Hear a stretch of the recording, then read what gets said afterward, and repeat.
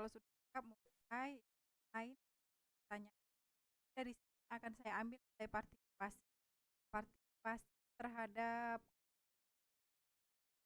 paling banyak yang bertanya.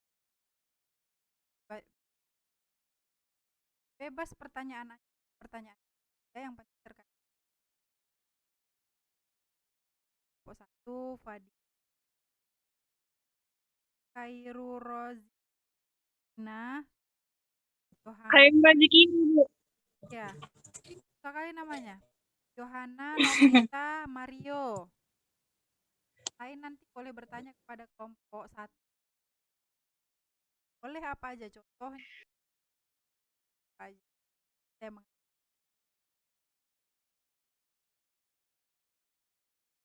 100 silahkan. Dan di kelompok 1 berhak menjawab. Jawabannya benar atau salah itu nanti nomor sekian. Jawab aja dulu, nanti akan tambahkan persen. Yuk, udah jam 9:10 nih.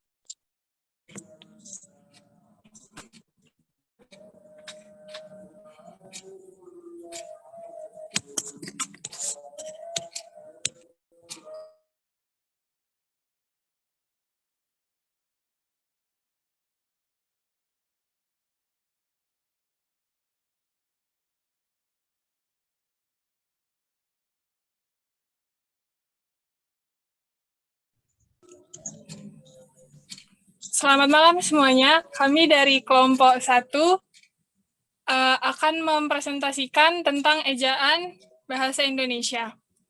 Saya Fadah Rizkina dan anggota saya ada Mario Doli, Novita Sari, dan Yohana Pertiwi.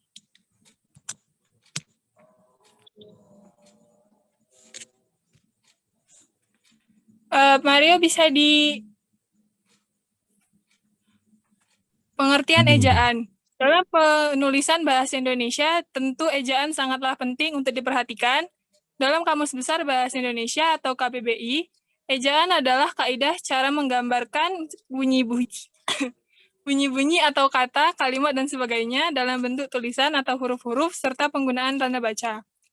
Dikutip dari buku esai penerapan ejaan bahasa Indonesia tahun 2020, karya Widya Fitriyantiwi, ejaan disebut juga sebagai kaidah yang harus dipatuhi oleh pemakai bahasa supaya keteraturannya dan keseragaman dalam penulisan bahasa dapat tercapai. Lanjut. Dari beberapa pengertian tadi, bisa dikatakan kalau ejaan adalah cara dalam menuliskan kata atau kalimat dengan benar, dengan memperhatikan penggunaan huruf serta tanda baca yang benar. Ejaan biasanya memiliki 3 aspek, yaitu 1. Aspek fonologis yang menyangkut keberadaan fenom dengan huruf penyusunan abjad. 2. Aspek morfologis yang menyangkut penggambaran satuan-satuan morfemis. 3. Aspek sintaksis yang menyangkut penanda ujaran berupa tanda baca. Selanjutnya,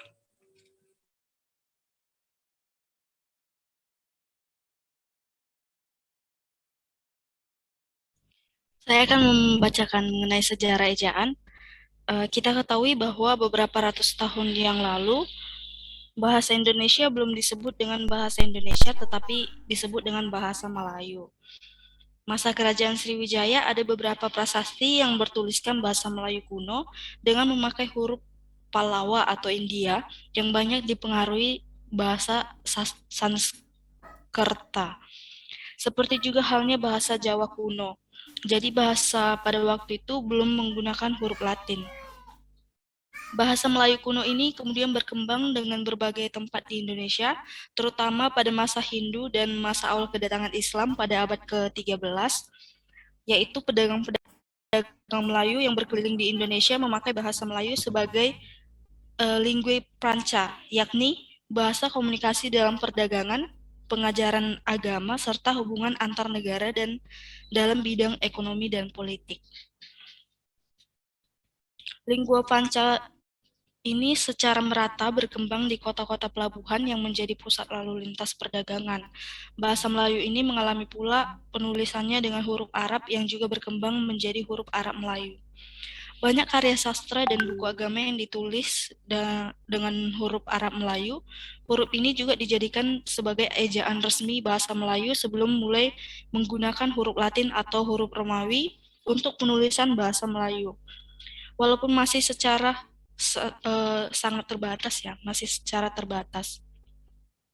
Sejarah ejaan ini, ejaan Latin untuk bahasa Melayu mulai ditulis oleh Pigafetta, selanjutnya oleh De Houtman, Casper Wiltens, Sebastian de Carret, dan Johannes Roman.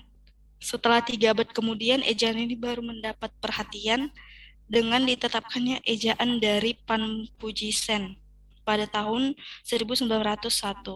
Keinginan untuk menyempurnakan keejaan Pan Pujisen ini terdengar dalam Kongres Bahasa Indonesia I pada tahun 1938 di Solo, yang 9 tahun kemudian terwujud dalam sebuah putusan Menteri Pengajaran, Pendidikan dan Kebudayaan, yaitu pada tanggal 15 April 1947 tentang perubahan ejaan baru.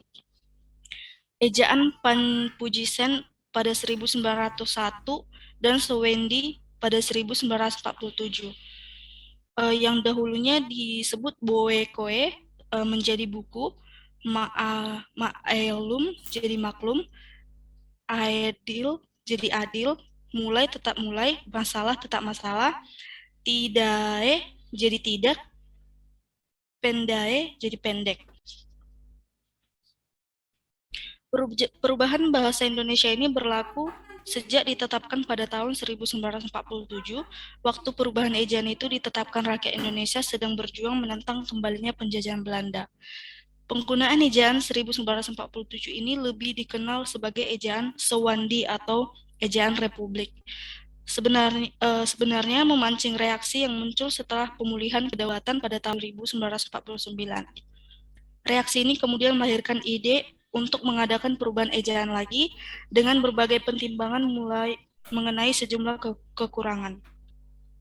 Gagasan mengenai perubahan ejaan itu muncul dengan nyata dalam Kongres Bahasa Indonesia II di Medan, yaitu pada tahun 1954. Waktu itu Menteri Pendidikan dan Kebudayaan adalah Mr. Muhammad Yamin. Keputusan Kongres ini kemudian ditindaklanjuti oleh pemerintah yang menghasilkan konsep sistem ejaan yang disebut dengan ejaan pembaharuan. Namun ejaan ini tidak dilaksanakan karena adanya beberapa huruf baru yang tidak praktis yang dapat mempengaruhi perkembangan ejaan bahasa Indonesia. Terilhami Kongres Bahasa Indonesia II di Medan pada tahun 1504, diadakan pula Kongres Bahasa Indonesia di Singapura pada tahun 1956 yang menghasilkan suatu resolusi untuk menyatukan ejaan bahasa Melayu di Semenanjung Melayu dengan ejaan bahasa Indonesia di Indonesia. Perkembangan selanjutnya dihasilkan suatu konsep ejaan bersama yang diberi nama ejaan Melindo atau ejaan Melayu Indonesia.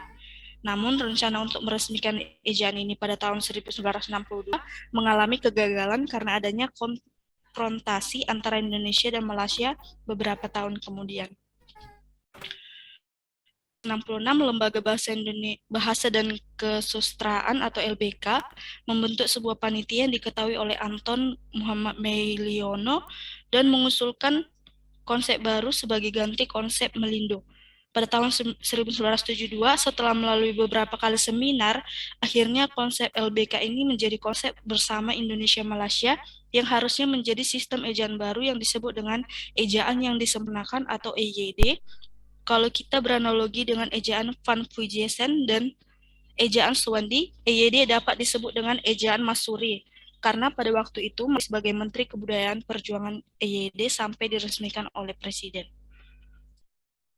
Beberapa ejaan yang diresmikan yaitu yang pertama ada ejaan pada tahun 1901 sampai 1947. Ejaan ini menggunakan huruf Latin dan sistem ejaan bahasa Belanda yang diciptakan oleh sendiri.